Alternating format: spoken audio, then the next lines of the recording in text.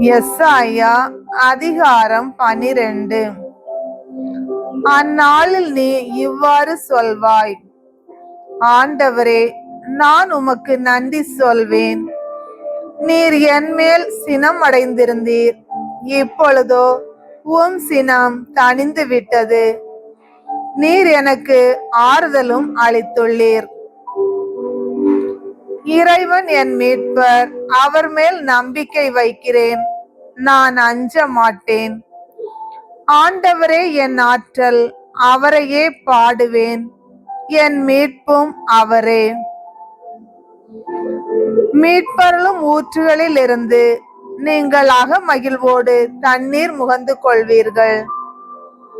அந்நாளில் நீங்கள் சொல்வதாவது: ஆண்டவருக்கு நன்றி செலுத்துங்கள், அவர் திருப்பெயரை போற்றுங்கள். மக்களினங்களிடையே அவர் செயல்களை அறிவியுங்கள். அவர் திருப்பெயர் உயர்க என பறைசாற்றுங்கள். ஆண்டவருக்கு புகழ்பா அமைத்து பாடுங்கள், ஏனெனில் அவர் மாட்சியுறும் செயல்களை புரிந்துள்ளார். அனைத்துலகும் இதை அறிந்து கொள்வதாக. சியோனில் குடியிருப்போரே, ஆர்ப்பரித்து அக்களியுங்கள். இஸ்ரேலின் தூயவர் உங்களிடையே சிறந்து விளங்குகின்றார்.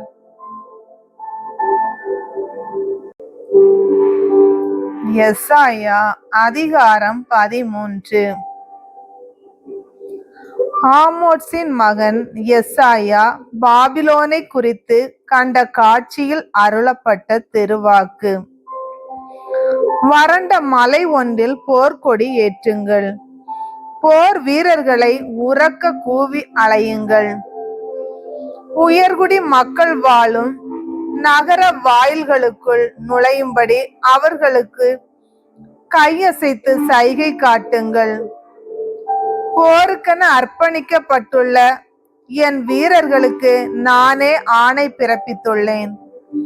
நான் சினம் அடைந்து பிறப்பித்துள்ள என் கட்டளையை நிறைவேற்றிட தங்கள் வலிமையில் பெருமிதம் கொள்ளும் என் வீரர்களை அழைத்துள்ளேன்.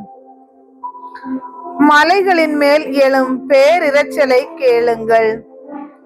அது பெருங்கூட்டமாய் வரும் மக்களின் ஆரவாரம். அரசுகளின் ஆர்ப்பாட்ட குரலை கேளுங்கள். பிற இனத்தார் ஒருங்கே திரண்டு விட்டனர். தொலைநாட்டிலிருந்தும் தொடுவானத்து எல்லைகளில் இருந்தும் அவர்கள் வருகின்றார்கள். ஆண்டவர் தம் கடும் சினத்தின் போர்க்கலன்களோடு உலகம் முழுவதையும் அழிக்க வருகின்றார்.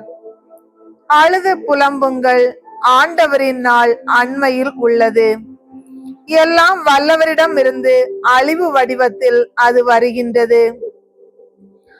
ஆதலால் கைகள் யாவும் தளர்ந்துவிடும், மானிட நெஞ்சம் அனைத்தும் உருகி நிற்கும். அவர்கள் திகிலடைவார்கள், துன்ப துயரங்கள் அவர்களை கவ்விக்கொள்ளும்.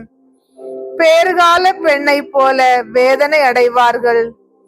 ஒருவர் மற்றவரை பார்த்து திகைத்து நிற்பர்.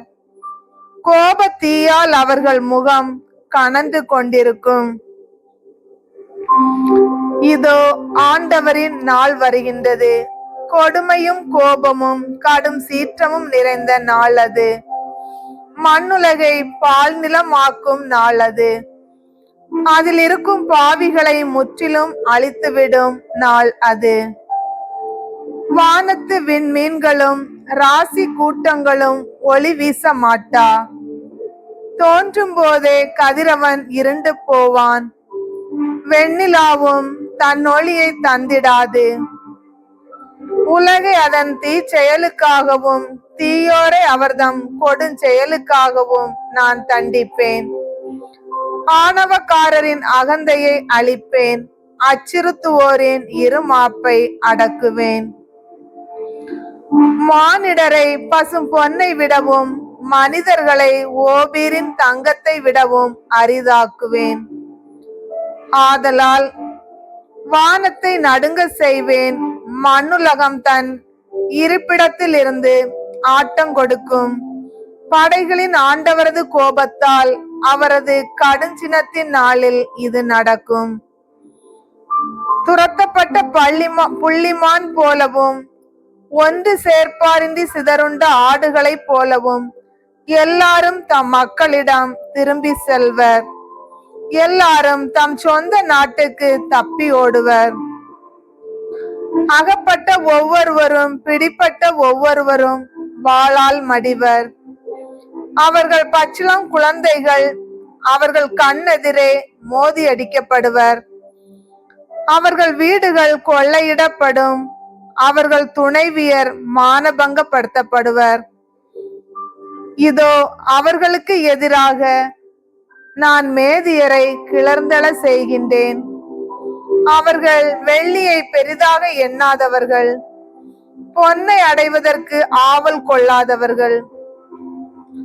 அவர்கள் வில் வீரர் இளைஞரை மோதி அடிப்பார்கள்.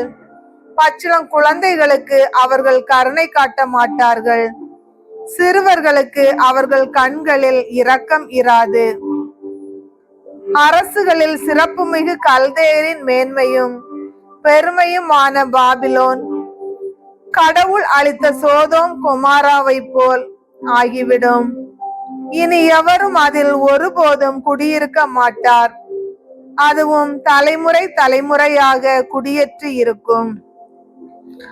அரேபியர் அங்கே கூடாரம் அமைக்க மாட்டார். ஆயர்கள் தம் மந்தையை அங்கே இளைப்பாற விடுவதில்லை. ஆனால் காட்டு விலங்குகள் அங்கே படுத்து கிடக்கும்.